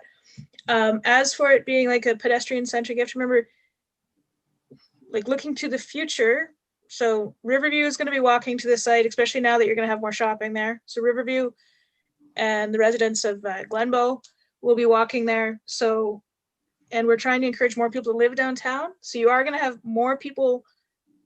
Deliberately, we're trying to get more people walking and cycling in our downtown core, and a drive-through just acts contrary to that. You get more vehicle flow through. So perhaps a difference in philosophy there. When it comes to, we've already got, I think we should always make our planning choices over what our expectations for Cochrane are. And if there have been bad choices in the past, that shouldn't be our bar. So I think Mr. Weldon can tell you, I think I voted against every drive-through exception that there has been made in the entire downtown for the very same reasons, that it's bad pedestrian. And so for those lost decisions to now be the reason that we're going to allow more bad ones is a hard one to me to take. I think we need to make good planning decisions, even if bad ones have been made in the past. And we are really trying to get more people living and working in our downtown core. And so we need to be looking at that and not necessarily putting it into the context of the fact that the sawmill is operating across the street, right? Land use changes. Those are my final thoughts on that. I think we might have to land in the same place, but yeah, my motion is to defeat it as is. And I agree with you. I'm concerned about the location of it. We've had other drive-throughs in other areas, but they're not as prominent a corner as that one is. And if we put a drive-through there, then that cuts off future planning, future things. We're going to have the tri-site down the road. And people can, it'd be great to have another restaurant and to have it there. My concern is the drive-through also. So, do you have any other comments and questions? Adam, you have a comment? Yes, I have a couple comments just to kind of catch up on what's being said. Just kind of going in order of memory. So first, regarding the traffic and looking at Griffin and Fifth, that is already quite a controlled intersection. There is a protected right-hand lane off Griffin Road right now, which will allow any traffic that needs to go north to the site easy and safe access, as well as a protected left-hand turn lane with a signalized light. Further intersections up Fifth Avenue are a four-way intersection, so it's already traffic controlled, as well as this immediate entry itself is a right in, right out. So traffic wasn't really a concern as we were already looking at a highly regulated area and intersection. As far as some of the Western Heritage conversations, I would like to highlight that we are only able to review it right now under the current guidelines, which very much enforce the idea that Western Heritage be elements within or on the building itself. Where we have done some on-site considerations, I would, those have been in place of having it featured on the building. So if I would say it's a difficult argument to make to say that the building is meeting our guidelines and then request something to be done somewhere else on the site. And finally, well, walkability is a key concern, and we did make sure that the applicant did take into consideration adding pedestrian crossings, adding sidewalks, making sure that this business is pedestrian accessible. This entire area is considered, supports many auto-orientated uses already and has been identified as such in some of our other statutory plans, such as the downtown area redevelopment plan. So I think that was all the comments I or all the clarification I had based on the comments. Yeah, thank you, Mr. Nordquist. With respect to the transportation, my major concern was going east on Griffin and then turning over 2 lanes directly to access the, and I know that there's a right hand for Griffin going the other way, but I have to cross right away over two lanes to get into where the proposed drive-through would be. That was just my question or comment, I think, with respect to the transportation. Sorry, if you could clarify which left-hand turn that you're referencing. I'm coming up just brought up the map. Yeah, so going up Griffin East. So you come to the intersection of 5th Avenue, and then you turn left on 5th Avenue. And there is a turn lane there that's coming off Griffin, but right away I need to change lanes in order to make the turn. So I'm just concerned that there's going to be, because some of the people that are turning onto Griffin and turning right are going to want to get into the other lane. And then people coming off of Griffin and onto 5th are going to want to get into that lane. So it's just a crisscross right there, fairly close to the corner is my concern.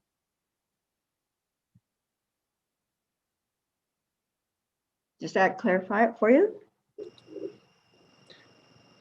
Yes, and I'm sure those were factors in the original design of 5th Avenue. I would again reinforce that 5th and Griffin is a signalized intersection, so there are timing considerations there as well. As well as there are alternate accesses to the site. So this isn't necessarily the exclusive access. If a vehicle should feel that it's unsafe or unable to make that turn from 5th Avenue into the site, that there are alternate options to help disperse the traffic. Okay, thank you. And just for one more point of clarification while you have this picture up. So if I was to enter the drive-through, where exactly am I doing it from the northeast corner? Yes, through the chair, looking at this map and looking at that rectangle for the site, it would be closer to the northeast corner. Okay, all right. Thank you for your clarification. I see that Mr. Weldon has a comment. I do, Madam Chair. It's just to supplement what Mr. Nordquist has already said. This was also circulated internally to our roads department and our civil land department that also analyzes the traffic movements.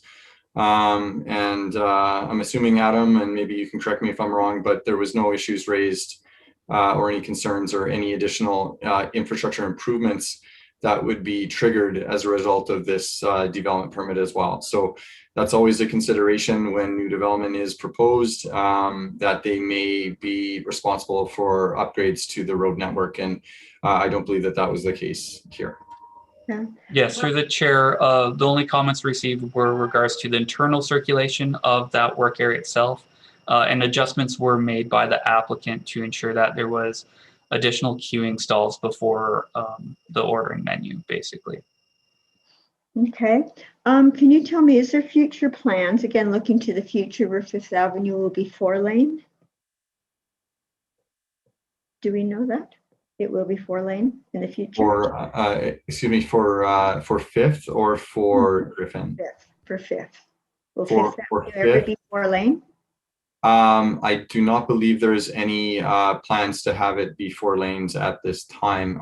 We are completing a corridor plan that does contemplate both Fifth and Griffin, as well as Railway and River Avenue. We're bringing that to council for their first look at that on the 21st, this Monday. So there are elements that contribute to both Fifth and to Griffin, but I do not believe that it does include a 4-lane expansion. Okay. So thank you all. Lots of discussion. So kind of summarize, we have a motion on the floor to refuse, which is option 2. That motion is based on walkability throughout the downtown core. We had lots of discussion about traffic. We've had discussion around heritage guidelines. And of course, we have to be following the heritage guidelines as they exist today. So if there's nothing else or no other comments, I think we need to go to a vote. And there is 4 people. And then I would be the deciding vote. Does that work, Mr. Weldon? Yes, Madam Chair, I think you would call the vote. And I believe there are, is it 6, actually, excuse me, 5 people on the call? Including myself. So a majority would, to pass, would need 3. Yes. Okay. And so I'd like to call for vote with respect to option 2 to refuse the development application as presented. Okay. So all in favor? I am in favor. Yeah. George is in favor. So we have 2 people in favor. Opposed? So we have 2 people opposed. And so my vote is a tiebreaker, and I am opposed. So the development application, Mr. Weldon, you have something to say? Sorry, opposed to the motion to refuse. Chair Spence, I just want to make sure. I'm sorry. I am in support of option 2 to refuse the development application. Okay. So it is defeated.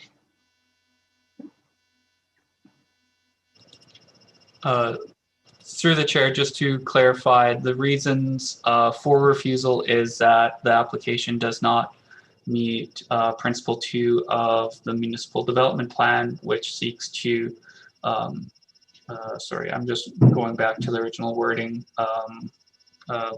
Councillor McFadden proposed. If you could just clarify that quickly for me. Before you do, thank you, Adam.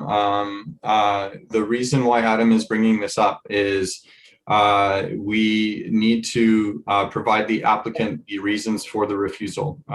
They do have the option of appealing the decision of the Cochrane Planning Commission, and the reasons of refusal are the basis of their decision whether or not to appeal the decision. So we have to be specific in the reasons of refusal. In our wording. Thank you, Mr. Weldon.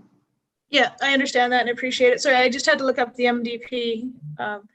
Surprisingly, I don't necessarily keep it open on my desk all the time. Yes, so that it be refused as it doesn't support principle 2 of the MDP. In particular, goal 4. sorry, goal 5. Sorry, goal 4, reading it wrong. And goal 4 reads so that. So principle 2 in the MDP is the social and cultural well-being principle. And the goal within that, there are 7 of them. The 4th one is that Cochrane will be a community that has accessible and safe local and regional transportation links for pedestrians, cyclists, motorists, and eventually transit users.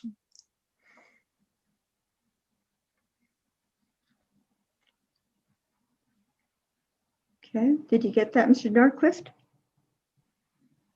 Yeah, Mr. Yes. Nordquist, I think if you cite principle 2, goal 4. Okay.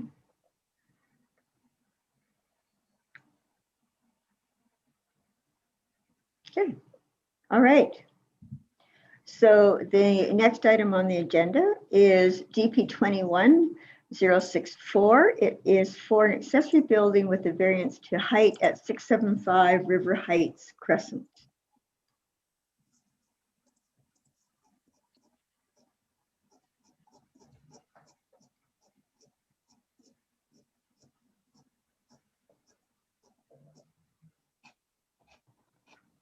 Get everything going.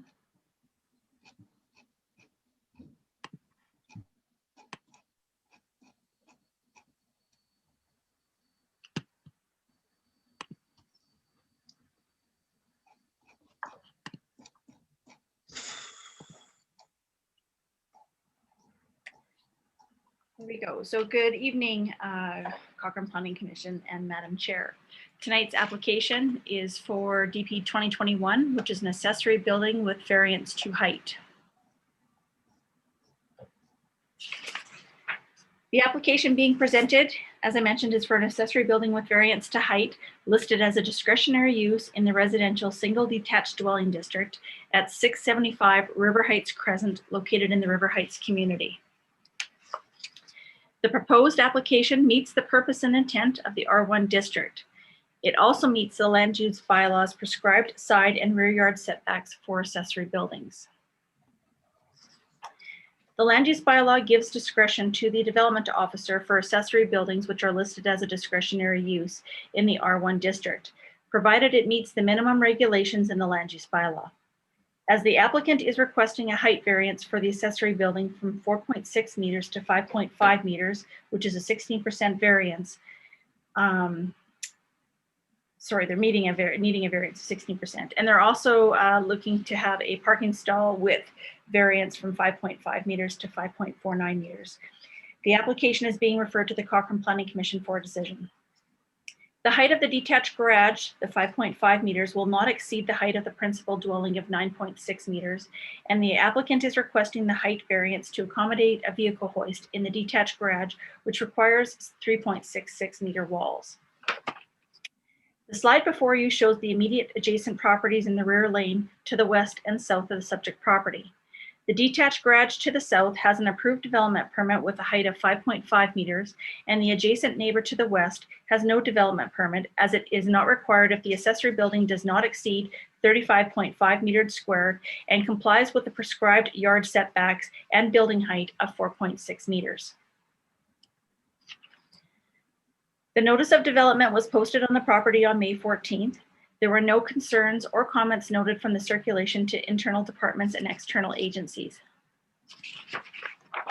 Administration supports the development permit application for the accessory building with variance in height and parking stall width, as it meets the purpose and intent of the R1 district, would not unduly interfere with the amenities of the neighborhood, would not materially interfere with or affect the use, enjoyment, or value of the neighboring properties.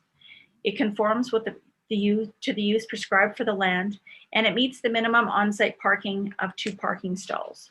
Therefore, administration is recommending option 1, that the Cochrane Planning Commission approve DP 2021 for the accessory building, subject to the following conditions listed in your report. That concludes my presentation, and I'd be happy to answer any questions.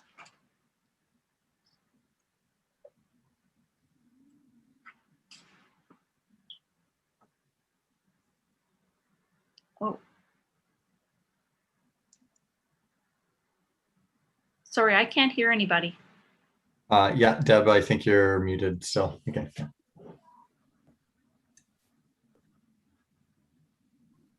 So sorry, my apologies. We have a comment from Councillor Fideko. Actually, just more of a question. I know in the past when we've looked at these things, I always feel better if I know if there's a letter of support from the neighbors of some kind. Do we have any sort of acknowledgement other than them just not actually maybe replying when they saw the little sign go up? But do we have any idea of what the neighbors are thinking about this? If they're in support, then I have really no issue, but I hate to kind of build something that's going to be quite a bit taller than kind of what the other ones are going to be like. So I'm not sure if we have that correspondence. So through the chair, there were no comments received from the adjacent landowners in support or of not supporting that application. And the applicant himself didn't bring forward, you know, hey, I got a letter from my neighbor, Bob, who says, yeah, they're okay with that. Nothing like that. So through the chair, no, they did not. Okay. Okay. And Ms. Moore? Yeah, I was just commenting that I thought that the one neighboring garage was as well 5.5 meters. So they would be the same height. So through the chair, yes, the adjacent property to the south in the rear lane, that garage was approved with a 5.5 meter height as well. Okay, thank you. Ms. Cosby, I had a question in just looking at the garage, and I was curious actually as to all of the windows, because it seems to me that this garage is going to cover the whole lot size at the back, as to why they were going to have so many windows in that garage. So there seems to be windows on 3 of the 4 sides. So to the chair, the windows actually would be covered through the safety codes and through the building permit stage. So safety codes would not permit them to have windows on the sides of the side yard setbacks unless they can meet a side yard setback of 1.2 meters. If they cannot meet a side yard setback of 1.2 meters, they will not be allowed to have windows on the side yards. Okay. And just for my own clarification, so the height is required for a lift. Would there be any possibility to have the height of the walls, but to reduce the pitch so that the pitch wouldn't be 5.5 meters? So to the chair, the slope is related to the type of application that's applied to the roof. So safety codes is advised that, like for asphalt singles, the normal application is for a 412 pitch. So it depends, and most of the houses are built with the asphalt shingles, which is why they have the 412 pitch. So if they were looking to put a different type of application on the roof, then they could potentially modify the pitch of the roof. But that's all governed by safety codes, not through land use. Okay. And are you aware of any sight lines that would be that it could be a problem with sight lines because of the height of the garage? So to the chair, no, I don't believe that there will be any issues with the sight lines of the garage. It's in the rear yard. There is a rear lane. They do meet the setbacks from the rear yard, which is the 1.2 meters, and they comply with the side yard setbacks of the 0.61 meters. Thank you. Any other questions and comments with respect to this development application? Councillor McFadden? You really want me to switch names with Marnie, hey? I do. I'm so sorry. That's okay. That's fine. You know, I have no problems with this variance at all, especially since, you know, there's a similar situation across the back lane. So I would move option 1. To approve? Yeah, option 1 to approve, that we approve the development permit with a variance for height as read, but essentially option 1 as read. Okay. Any other questions or comments? Not. Let's take the motion to a vote. All in favor? Aye. Oh, I'm going, who's saying aye? Oh, it's George in black. It's carried unanimously. Okay. Thank you. And the next item is DP 2021-073 for an accessory building with variance to height at 15 Sundown Manor. Yes, so we have another application before you tonight, which is an accessory building with variance to height, which is listed as a discretionary use in the residential single N2 dwelling district at 15 Sundown Manor, located in the Sunset Ridge community. The proposed application meets the land use bylaws purpose and intent of the R2 district and the minimum side and rear yard setbacks for accessory buildings. The land use bylaw gives direction to the development officer for accessory buildings which are listed as a discretionary use in the R2 district, provided it meets the minimum regulations in the land use bylaw. As the applicant is requesting a height variance for the accessory building from 4.6 meters to 5.5, a 16% variance, the application is being referred to the Cochrane Planning Commission for a decision. The height of the detached garage, 5.5 meters, will not exceed the height of the principal dwelling of 7.83 meters. The applicant is requesting the height variance to accommodate a vehicle hoist in the detached garage, which requires the 3.66 meter walls. The slide before you shows the immediate adjacent properties in the rear lane to the west and the south of the subject property. As this area of the community is still under construction, there are no residential units to the north of the subject property, and the adjacent properties to the south are still under construction. The height of the detached garage to the west of the subject property, it was issued a building permit in 2020 and is not required to have a development permit, provided it does not exceed the 53.5 metered squares in size and meets the land use bylaw requirements not to exceed 4.6 meters in height and comply with the prescribed minimum yard setbacks. The notice of development was posted on the property on May 17th. There were no concerns or comments noted from the circulation to internal departments and external agencies. Administration supports the development permit application for the accessory building with variance in height, as it meets the purpose and intent of the R2 district, would not unduly interfere with the amenities of the neighborhood, would not materially interfere with or affect the use, enjoyment, or value of neighboring properties. It does conform with the prescribed use for the land, and it meets the minimum parking stall requirements of 2 parking stalls. Administration is recommending option 1, that Cochrane Planning Commission approve DP 2021-073 for the accessory building with variance to height, subject to the following conditions in the report. And that concludes my presentation. Okay. Thank you, Ms. Cosby. Any questions or comments? No? I just have one. The garage size is 20 feet.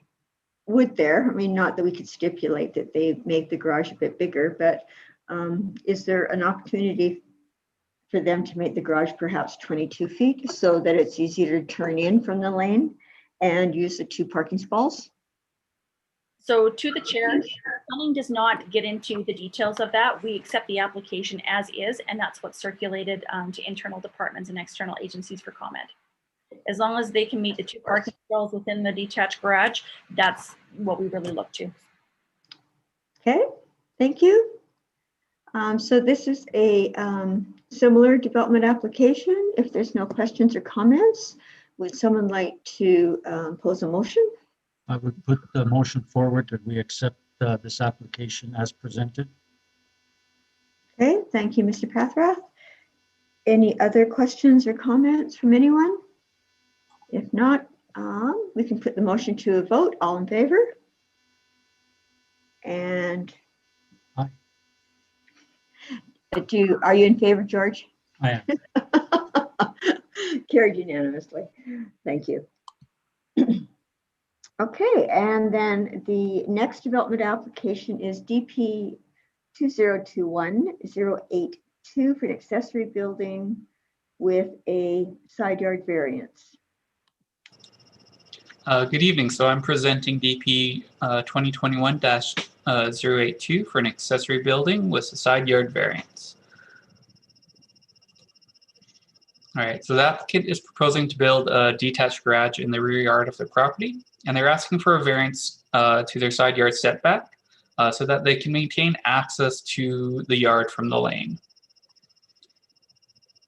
The location in question is 110 Fireside Cove, and it is a R2 single and two dwelling district. And there's an existing semi-detached dwelling on the site. Accessory buildings are discretionary use in this district, as well as the variance proposed is over 10%, which is why this application is being brought forward to you tonight.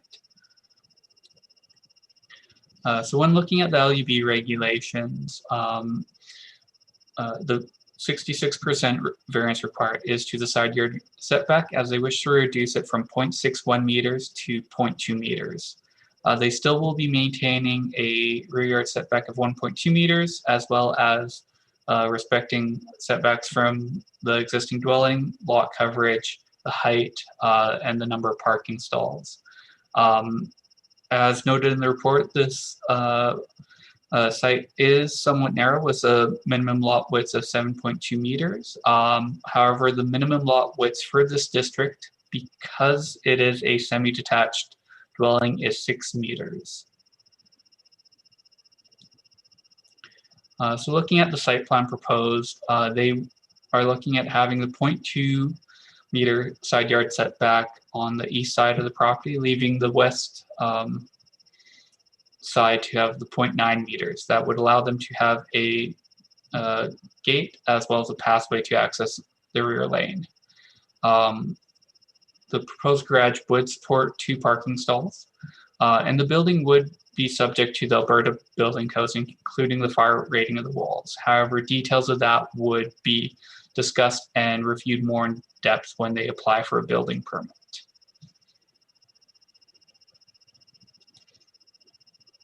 As shown is the building elevations. It is under the maximum height of 4.6 meters. This garage, because of the side yard setback, will have a front back split for the roof, so that they're not affecting, so any runoff from the garage would not go into their neighbor's property.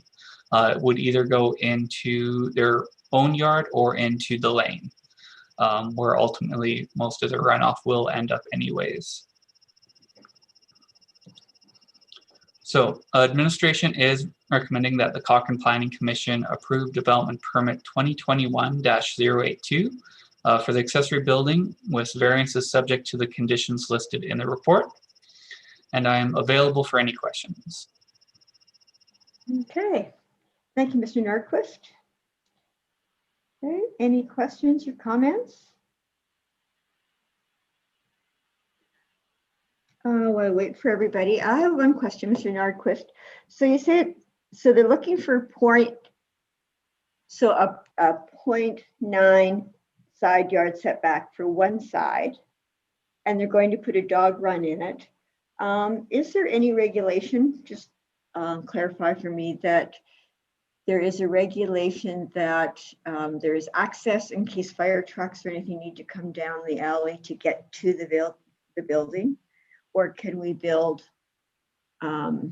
a structure that would actually perhaps preclude them getting through if there was a fire? Through the chair, there are a lot of ifs to how to answer that question. Predominantly, I'll start with the application in front of us, which is for the garage. And they specifically, with that 0.9 meters, it does allow the development of a gate and a pathway, as well as more space for them to use in their rear yard, which could be developed as a dog run. Mm-hmm. So again, on a normal application, they could have the 0.6 meters on both sides, so about 2 feet, which does make access difficult from the rear lane. The fire department will still have access from the front, as there is that 1.2 meter setback for the principal building. However, when you're getting into dog runs, it depends very much on how it's built and what that structure is. And it is hard to say what may or may not apply without having solid plans in front of me. Mm-hmm. Okay. Absolutely. Thank you, Mr. Nordquist. We have a question from Mr. Pathrath. Yes, Adam. So the neighbor garage and the applicant's garage is going to be separated by about 8 inches, 7 to 8 inches, but that's what 0.2 meter is. So does the neighbor have any concerns about whether there's maintenance that he has to do on that side? He's got only 8 inches to squeeze by between the two garages. Is there any concerns from the neighbor having a building so close to his garage? Through the chair, so this garage is 0.2 meters from their property line, whereas the adjacent property owner in their garage was developed to our land use bylaw regulations. So even though it may not appear on our photos, when they applied, they were to maintain that 0.61 meters. As we're not looking at a zero lot line situation between either neighbor, we wouldn't necessarily go into looking at maintenance. Typically with other applications, if they were going to be right on the lot line, there would be a maintenance agreement between the two neighbors. Well, that explains it. Thank you very much. Okay, thank you. Ms. Moore? Make a comment to the concern for access. I think in the narrow size of this lot, if they were going to position that garage anywhere to make better access, it would be off to one side, making better access on one side and no access or very minimal access on the other. So I honestly think it's a smart move from a practical standpoint and from a practical standpoint. Okay, thank you. Any other questions or comments, discussion? If not, is someone prepared from the CPC to put a motion on the floor?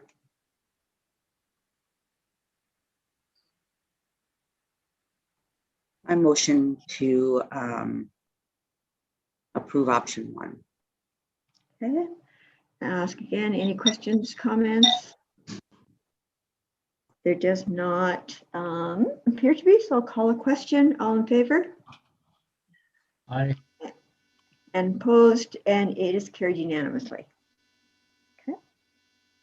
Okay, and we have one more development permit on the agenda today. It is DP 20210866 for a change of use.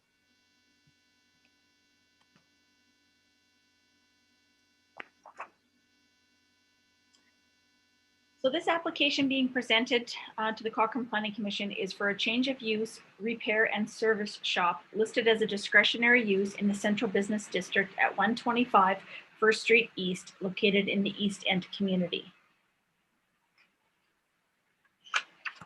The proposed repair and service shop is to provide a bike shop where customers can bring their bikes in for service and repair. There will be no outside storage on site, and all bikes will be located within the bay/tenant leased area. The application was reviewed against the MDP and adheres to Principle 1, Responsible Growth Management, where responsible growth management demands that the town make every effort to meet the needs of a growing population in an ecologically aware and efficient manner, using limited natural, human-built, and financial resources, as well as Principle 4, Economic Vitality, that provides a foundation for a healthy, diverse, prosperous, and resilient economy. The heart of downtown shall continue to be the primary civic, social, cultural, retail, professional, and entertainment heart of Cochrane, and shall be a pedestrian-oriented mixed-use focal point for Cochrane.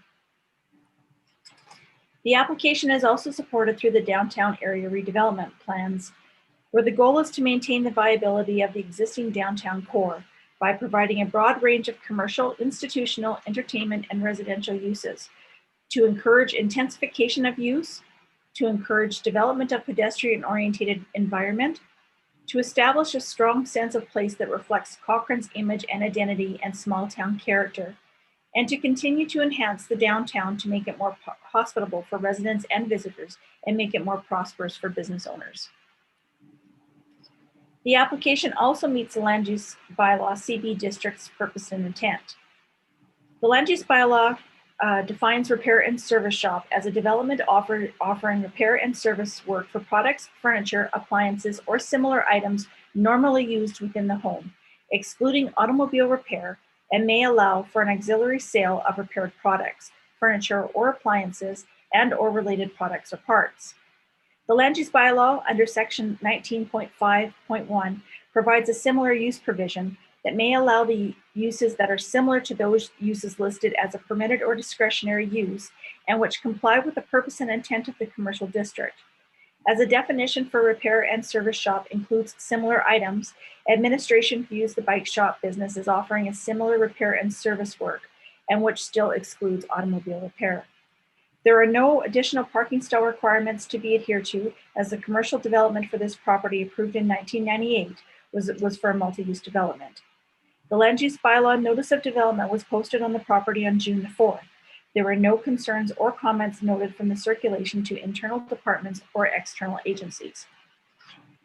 Administration supports the development permit application for the change of use for the repair and service shop as it meets and is supported by the municipal development plan, that the application is supported by the downtown area redevelopment plan, that it meets the land use bylaw purpose and intent of the CB district, and that the land use bylaw provides a similar use provision to allow the uses as permitted or discretionary use. Therefore, administration is recommending that Cochrane Planning Commission approve DP 2021-086 for a change of use, repair and service shop with the conditions outlined in your report. That concludes my presentation, and I'd be happy to answer any questions. Okay, thank you so much, Ms. Cosby. Any questions, comments?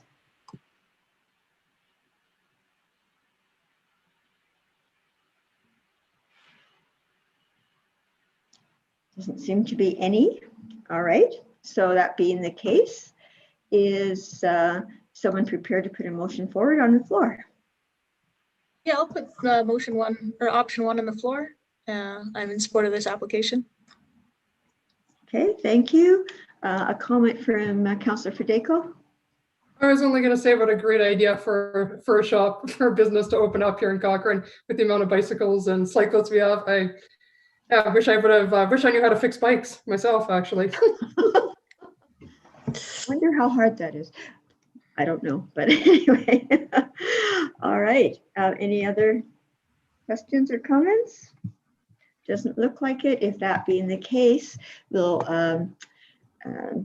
take it to vote. All in favor? Aye. Aye. Okay, and it's passed unanimously. So the next meeting is slated for Wednesday, July 21st at 6:30 p.m. And if I could have a motion to call the meeting to an end. I'll put that motion forward. Ms. Ford, oh, everybody wants to do that. Ms. Moore, all in favor? Aye. Aye. Okay, thank you very much. And that concludes our meeting. Good night, all. Night. Good night. Good night.